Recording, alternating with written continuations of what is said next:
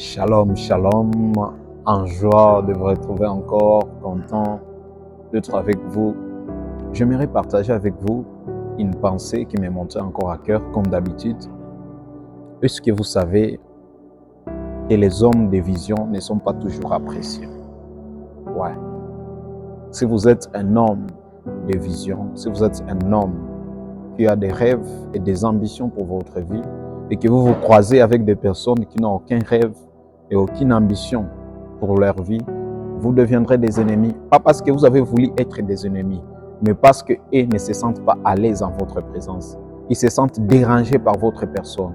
Ils se sentent dérangés par votre caractère. Ils se sentent dérangés par votre mindset.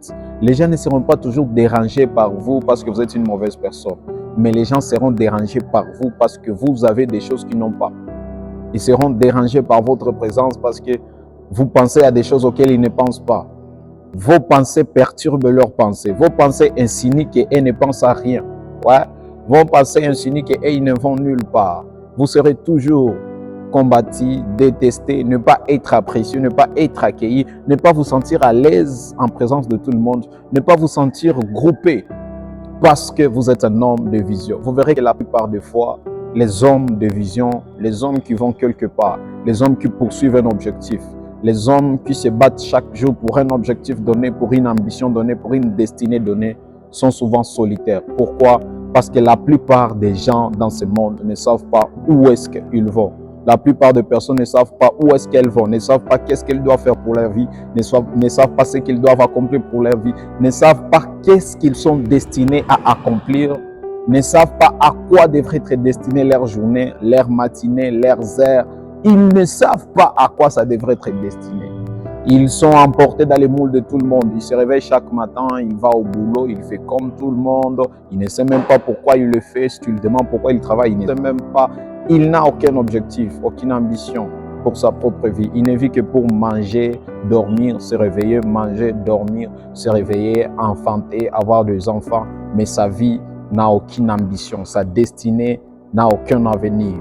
Pas parce que normalement, il ne peut pas avoir d'avenir, mais parce que lui, il ne sait pas fixer un avenir. Parce que lui, il n'a pas découvert la destinée que le Seigneur a déposée dans sa vie. Parce que lui, il n'a pas découvert la destinée auquel le Seigneur lui a destiné. Et quand vous êtes un homme de vision, vous serez détesté. Quand vous êtes un homme de vision, vous ne serez pas toujours apprécié par tous. Quand vous êtes un homme de vision, des gens qui n'ont pas de vision se sentiront toujours mal à l'aise à votre présence. Et vous-même, vous ne vous sentirez pas bien avec eux. Ils préféreront que tu sois quelqu'un qui n'aille nulle part. Que tu sois quelqu'un qui ne va nulle part pour avoir plus de facilité à contrôler ta vie. Ils préféreront que tu sois quelqu'un qui n'a aucune ambition pour sa vie, pour avoir plus de facilité à contrôler ta destinée. Ils préféreraient que tu n'aies pas de vision. Plein de gens autour de toi, plein de gens possédés par l'esprit de contrôle, voudraient que tu n'aies pas d'ambition, que tu n'aies pas de vision, que tu n'ambitionnes rien de ta vie pour avoir plus de facilité à contrôler ta vie, pour avoir plus de facilité à contrôler ta destinée, pour avoir plus de facilité à t'utiliser pour leurs propres ambitions et jamais pour tes ambitions à toi. Mais lorsque tu seras quelqu'un qui va quelque part, lorsque tu seras quelqu'un qui ambitionne à réaliser quelque chose d'important pour sa propre vie, lorsque tu seras quelqu'un à qui l'Éternel a parlé, tu n'auras pas suffisamment d'amis et plein de personnes te rejetteront. Plein de personnes ne voudront pas collaborer avec toi. Plein de personnes ne voudront pas collaborer avec toi parce que ces personnes n'aiment pas les gens de vision. Parce que ces personnes sont possédées par l'esprit de contrôle. Parce que ces personnes, au lieu de travailler avec toi, voudront te contrôler. Au lieu de te considérer comme collaborateur, ils voudraient te considérer comme leur propriété. Ils voudraient que tu sois leur propriété, que tu travailles pour eux et pas que vous travaillez ensemble. Pourquoi? Ils sont possédés par un esprit de contrôle. Ils n'ont rien compris du leadership. Ils croient qu'être leader signifie contrôler les autres. Ils ne savent pas qu'être leader, c'est aussi aider les autres à se réaliser. Ils ne savent pas qu'être leader, c'est considérer l'autre comme étant aussi important que soi. Ils ne savent pas qu'être leader, c'est considérer que l'autre a aussi des choses à réaliser pour sa vie et dans sa destinée. Ils ne savent pas qu'être leader signifie que la destinée des autres est aussi importante que ta propre destinée. Les gens qui ont mal compris le leadership, ils croient qu'être leader signifie qu'il y a des gens qui sont venus sur terre pour servir d'autres et il y en a ceux qui sont venus sur terre pour être servis. C'est une fausse compréhension du leadership et c'est pour cela qu'ils sont possédés par l'esprit de contrôle. C'est pour cela qu'ils ne veulent pas les gens qui ont des visions. C'est pour cela qu'ils ne veulent pas les gens qui ont d'ambition. C'est pour cela qu'ils ne préfèrent pas les gens qui vont quelque part. Ils te chasseront de leurs entreprises. Ils te chasseront de leur ministère. Ils te chasseront de leur travail. Ils te chasseront de leur organisation. Pourquoi? Tu les complexes. Ils sont complexés par ta vision. Ils sont complexés par toi. Ils sont complexés par tes pensées. Ils sont complexés par tes ambitions. Pendant que de vrais leaders se retrouveraient normalement challengés par ta vision, tes pensées, ta personne et ton talent. Est-ce qu'il y a quelqu'un qui me capte à ces instants? Tu auras souvent la difficulté de t'adapter. Tu auras souvent la difficulté de te retrouver dans beaucoup de groupes d'amis. Tu auras souvent la difficulté d'avoir beaucoup d'amis. Tu auras souvent la difficulté de te retrouver dans beaucoup de groupes d'amis, des discussions et tout ça. Pas parce que tu ne sais pas t'intégrer dans la société. Pas parce que tu es une mauvaise personne. Pas parce que tu n'es pas intéressante. Pas parce que tu n'es pas intéressant comme personne.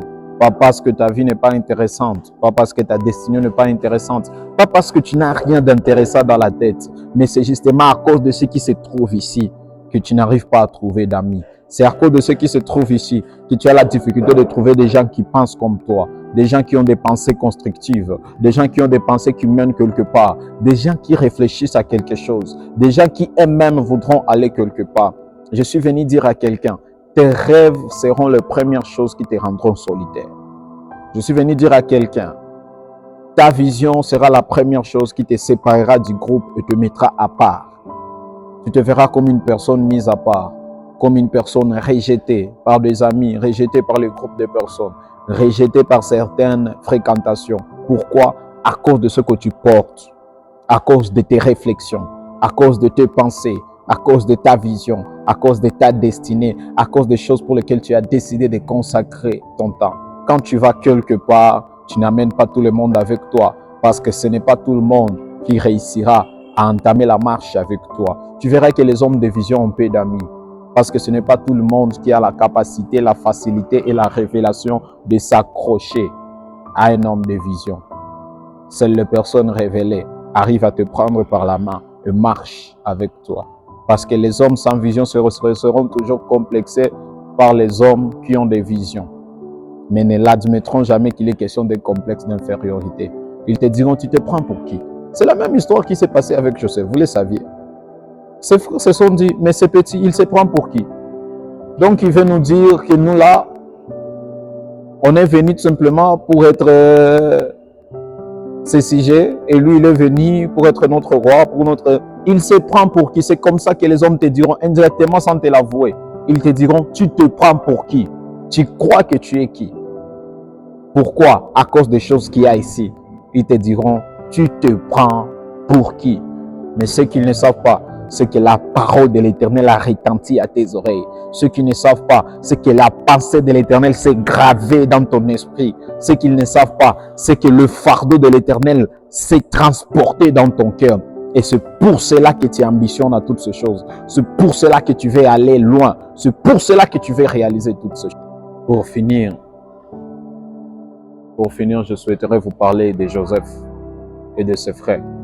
Je veux que vous puissiez remarquer une chose. Est-ce que vous saviez que le frère de Joseph n'a jamais été de mauvaises personnes? Ils n'ont jamais eu un mauvais cœur. Non, ils étaient de bonnes personnes. Mais ils ont fini par commettre une mauvaise chose. Ils ont fini par entreprendre de commettre un meurtre. Qu'est-ce qui s'est passé? Ils n'ont jamais été de mauvaises personnes. Mais une seule chose, ils étaient des hommes sans vision. Ils étaient des hommes sans rêve. Ils étaient des hommes sans programme pour leur vie et pour leur destinée. Et ils ne le savaient pas. Chose grave, c'est qu'ils ne savaient pas qu'ils étaient des hommes sans rêve. Jusqu'à ce qu'un homme de rêve se lève et qu'ils prennent conscience à quel point ils ont toujours été sans rêve. Ils ne savaient pas qu'ils étaient des hommes sans vision. Jusqu'à ce qu'un homme de vision se lève et qui se rendent compte qu'ils n'ont jamais rêvé quelque chose de comme ça, qu'ils n'ont jamais ambitionné à quelque chose de comme ça. Leur rêve s'est limité à attendre que leur père-mère qu'ils le bénissent et qu'ils héritent la bénédiction de leur père. Mais un homme s'est levé et a dit, je vis quelque part où le Seigneur va m'amener. Joseph s'est levé et il a dit, j'ai rêvé d'autre chose. J'ai vu quelque chose. Et c'est là qu'ils se sont rendus compte qu'ils n'avaient jamais rêvé. J'aimerais dire à quelqu'un, si tu ne décides pas d'avoir de vision, si tu ne décides pas d'avoir de rêve, si tu ne décides pas d'amener ta vie quelque part, si tu ne décides pas de construire quelque chose de sérieux dans ta vie, tu seras l'instrument que le diable utilisera pour détruire, anéantir et freiner les rêves des autres. Ouais, tu seras surpris de voir que c'est toi qui combattras les rêves des autres, que c'est toi qui critiqueras les rêves des autres, que c'est toi qui critiqueras les ambitions des autres, que c'est toi qui critiqueras la destinée des autres. Pourquoi? Parce que tu as oublié d'investir ta vie dans quelque chose de sérieux. Parce que tu vois chez eux ce que tu aurais voulu accomplir chez toi, mais que tu as raté d'accomplir. Parce que tu vois dans leur cœur ce que tu aurais voulu que ça soit dans ton cœur, mais que tu as laissé passer. Parce que tu vois dans leur vie une réalisation que tu aurais voulu que ça soit chez toi, mais que tu as laissé passer. Ma prière pour toi, c'est que tu trouves la vision de Dieu pour ta destinée. Ma prière pour toi, c'est que tu découvres le rêve de l'Éternel. Ma prière pour toi, c'est que l'Éternel te révèle qui tu es censé être.